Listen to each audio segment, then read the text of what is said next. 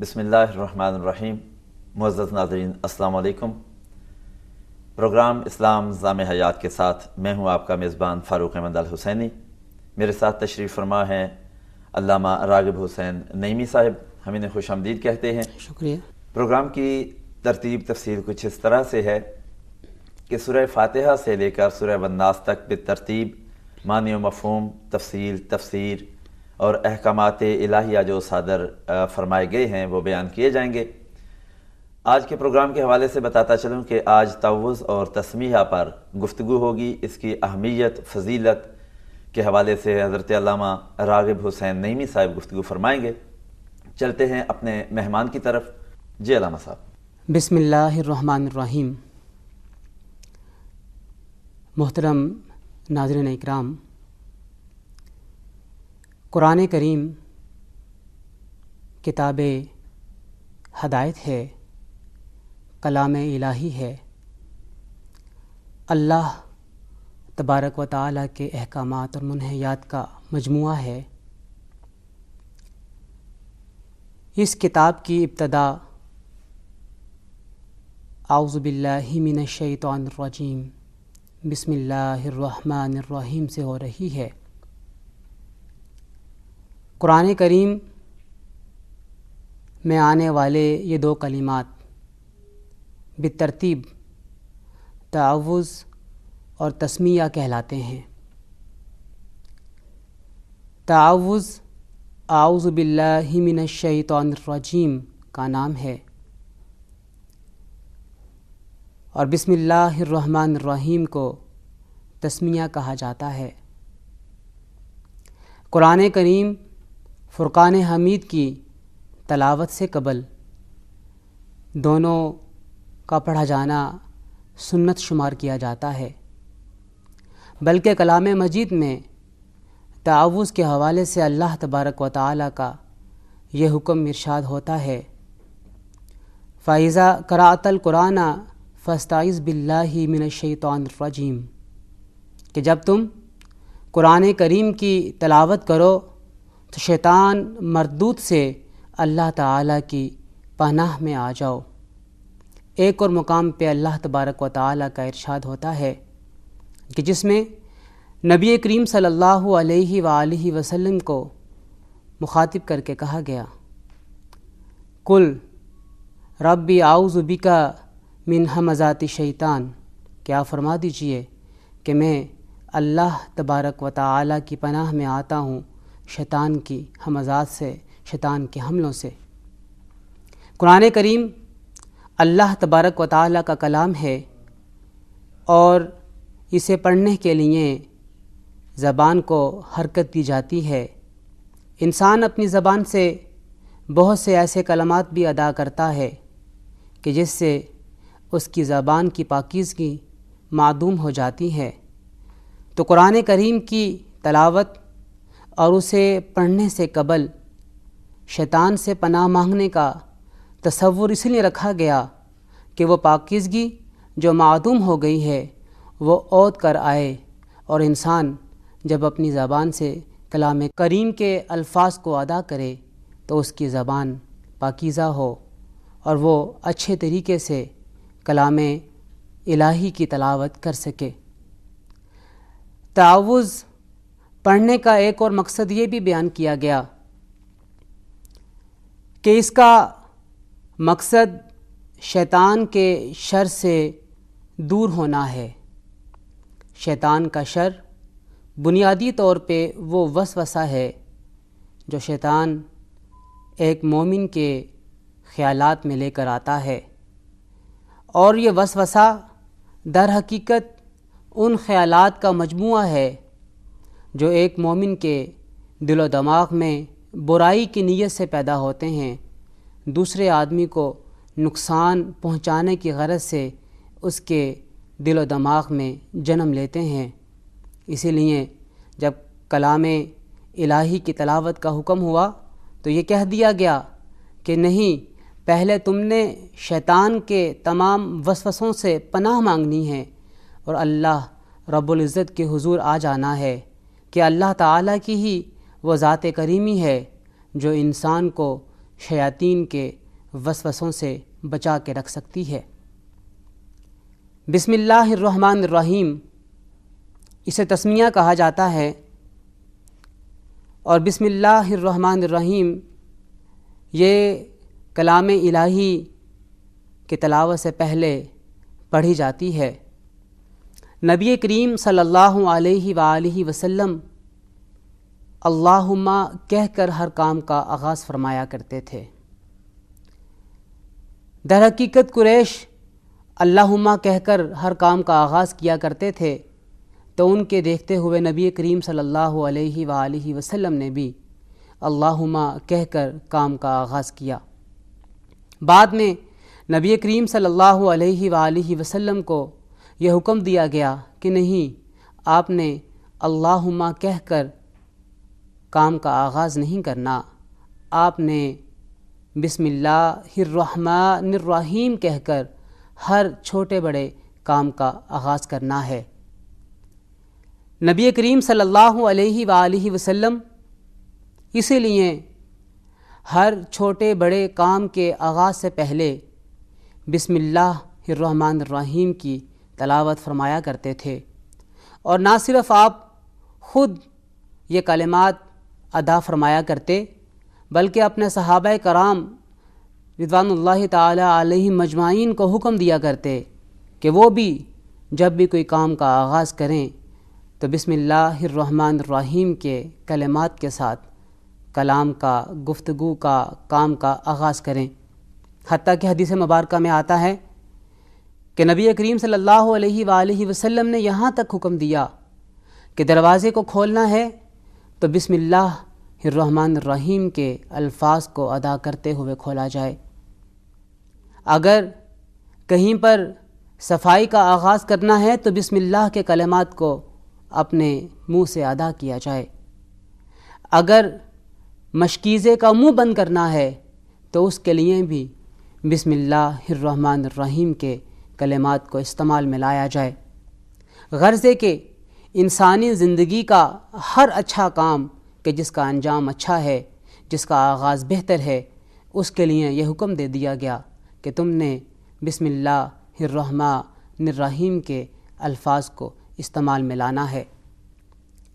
جب ہم اعوذ باللہ من الشیطان الرجیم اور بسم اللہ الرحمن الرحیم کے جملوں کے کلمات کو دیکھتے ہیں تو ہمارے سامنے الفاظ و معانی کے ایسے مفاہیم جلوہ افروز ہوتے ہوئے نظر آتے ہیں کہ انسانی عقل دنگ رہ جاتی ہے۔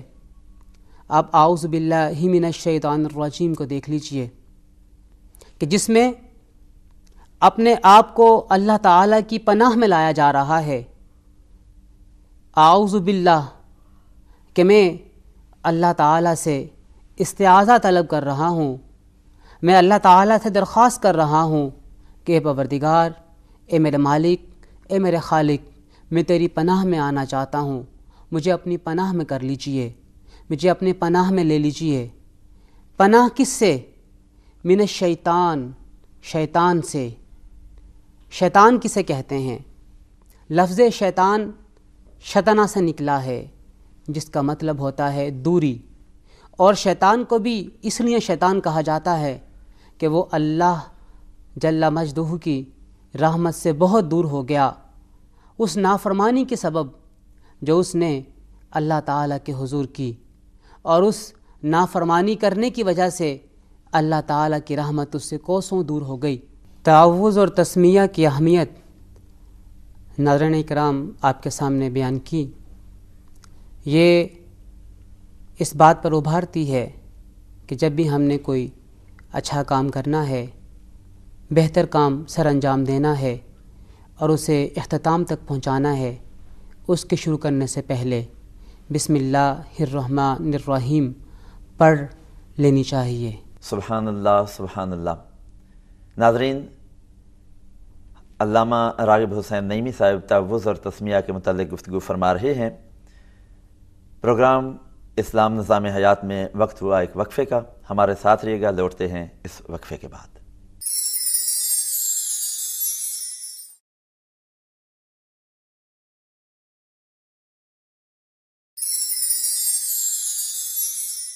پروگرام اسلام نظام حیات میں وقفے کے بعد سبھی کو دوبارہ خوش آمدید کہتے ہیں۔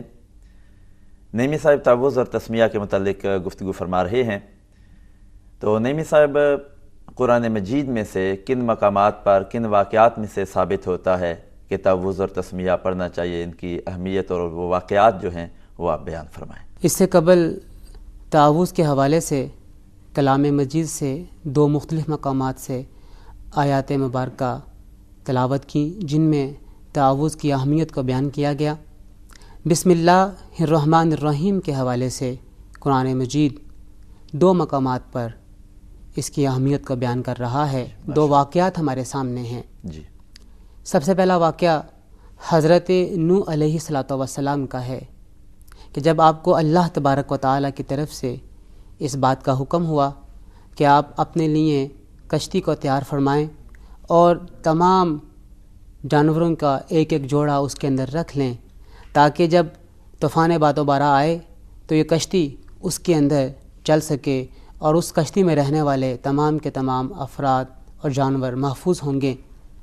حضرت نوح علیہ السلام نے جب کشتی کو تیار کر لیا اور وہ طوفان بھی آ گیا، جسے طوفان نوح کہا جاتا ہے، تو آپ نے کشتی میں جب قدم رکھا اور کشتی کو چلایا تو آپ نے اپنی زبان مبارک سے یہ الفاظ، یہ کلمات ادا کیے، بسم اللہ مجریہا و مرساہا، ماشاءاللہ، کہ اے پروردگار، اے خالق، اے میرے مالک، تیرے نام کے ابتدا کرتے ہوئے، تیرے نام کو لیتے ہوئے میں اپنے اس سفر کا آغاز کر رہا ہوں، اور یہ کشتی اپنے سفر کے اوپر رواں دواں ہے۔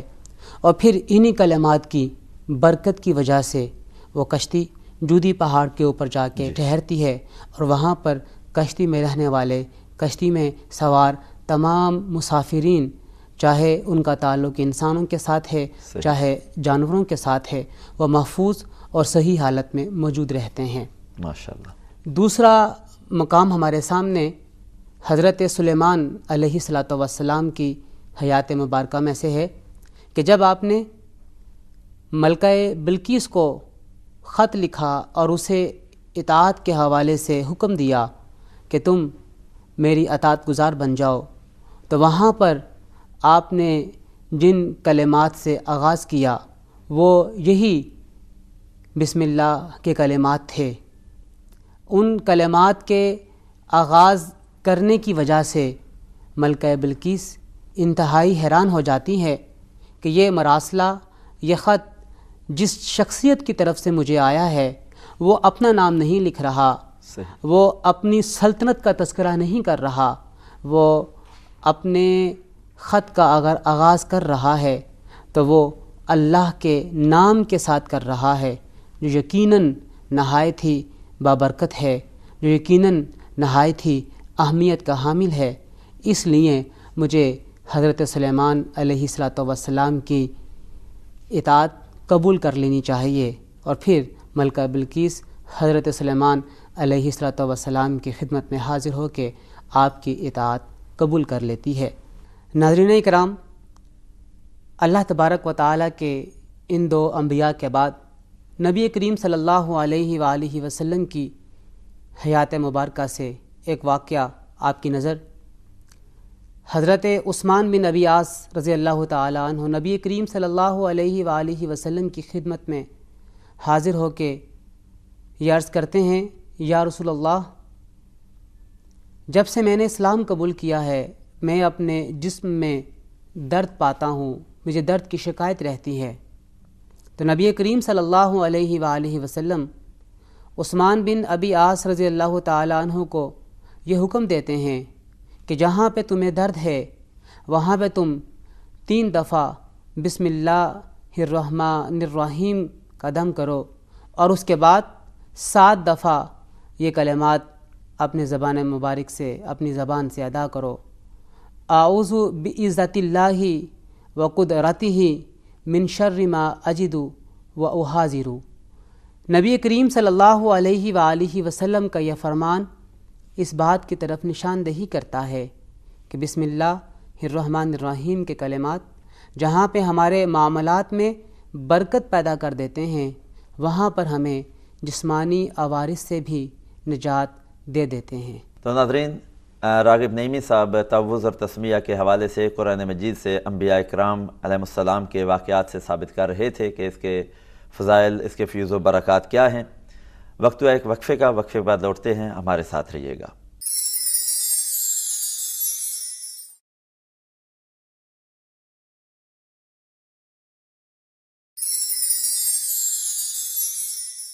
ناظرین، ایک مرتبہ پھر خوش آمدید کہتے ہیں پروگرام اسلام نظام حیات میں۔ راغب نعیمی صاحب بڑی تفصیل کے ساتھ بیان کر رہے ہیں تعوذ اور تسمیہ کی اہمیت، اس کی فضیلت، قرآن مجید میں اس کا تذکرہ کہاں کہاں آیا ہے۔ تو اب ہم نعیمی صاحب سے چند سوالات کرتے ہیں کہ نعیمی صاحب کہاں کہاں کن کن کاموں میں تعوذ اور تسمیہ کو استعمال کر سکتے ہیں، اس سے آغاز کر سکتے ہیں؟ تعوذ اور تسمیہ ہر نیک کام شروع کرنے سے قبل پڑھی جانی چاہیے۔ جس طرح ہمارے معاشرے میں ہوتا ہے کہ کوئی بھی کام کرتے ہیں تو بسم اللہ شریف پڑھتے ہیں، تو ہر کام کے لیے آپ نہیں کہہ سکتے، جو نیک مقاصد ہوں، جو نیک کام ان کے لیے ہی بسم اللہ اس میں اس کی ذرا وضاحت تھوڑی سی ہے جی بسم اللہ، کہ ہمارے سامنے کام کی نوعیت 3 طرح کی ہیں۔ صحیح۔ ایک تو یہ کہ ہم نے اللہ تعالیٰ کی عبادت کرنی ہے، نماز کی ادائیگی کرنی ہے۔ ٹھیک۔ دوسرا قرآن کریم کی تلاوت کرنی ہے۔ ٹھیک۔ اور تیسرا کوئی بھی عام دنیاوی کام کرنا ہے کہ جس کا انجام جو فی نفسی ہی بہتر اور اچھا ہے۔ صحیح۔ اگر کوئی کام جو فی نفسی ہی بہتر اور اچھا ہے، جس میں کسی کو تکلیف اور رنج بھی نہیں پہنچنا، کسی کو نقصان بھی نہیں پہنچنا، تو اس کے شروع میں بسم اللہ الرحمن الرحیم کا پڑھنا سنت ہے، اور اس کے ساتھ اعوذ باللہ کو ملانا یہ مستحب شمار کیا جائے گا۔ اگر نہ پڑھا جائے تو کوئی حرج نہیں، لیکن بسم اللہ جو ہے وہ پڑھنا وہ سنت صلی اللہ علیہ وآلہ وسلم کے زمرے میں آتا ہے۔ ماشاءاللہ۔ آپ نے نماز کے حوالے سے بات کی، تو نماز میں کہاں کہاں تعوذ اور تسمیہ کو ملا کے پڑھنا چاہیے؟ جی، نماز میں جو نمازی ہے اس کی کچھ صورت ہوتی ہے۔ جی۔ یا تو وہ تنہا نماز پڑھ رہا ہے، یا وہ امام بن کر نماز پڑھا رہا ہے، یا وہ امام کے پیچھے مقتدی ہو کر نماز پڑھ رہا ہے۔ اگر وہ تنہا نماز پڑھ رہا ہے یا امام بن کر نماز پڑھا رہا ہے، تو وہاں پر وہ سورہ فاتحہ کی تلاوت سے پہلے اعوذ باللہ اور بسم اللہ کو پڑھے گا، لیکن اپنی آواز کو پس رکھے گا، کیونکہ یہ سورہ فاتحہ کے تابع ہوں گی، سورہ فاتحہ سے مقدم نہیں ہوں گی۔ جو مقتدی ہے وہ نہ تو اعوذ باللہ پڑھے گا اور نہ وہ بسم اللہ پڑھے گا، اس کے لیے امام کی قرات ہی کفایت کر جاتی ہے، اور وہ امام کے پیچھے کھڑا رہے گا۔ صحیح، ماشاءاللہ۔ آداب معاشرت میں تعوذ اور تسمیہ کا کیا مقام ہے، اس پہ ذرا روشنی ڈالیں گے آپ؟ جی، جو بسم اللہ الرحمن الرحیم کا بنیادی مقصد ہے وہ انسان کے تمام معاشرتی امور پہ حاوی ہوتا ہوا نظر آتا ہے۔ صحیح۔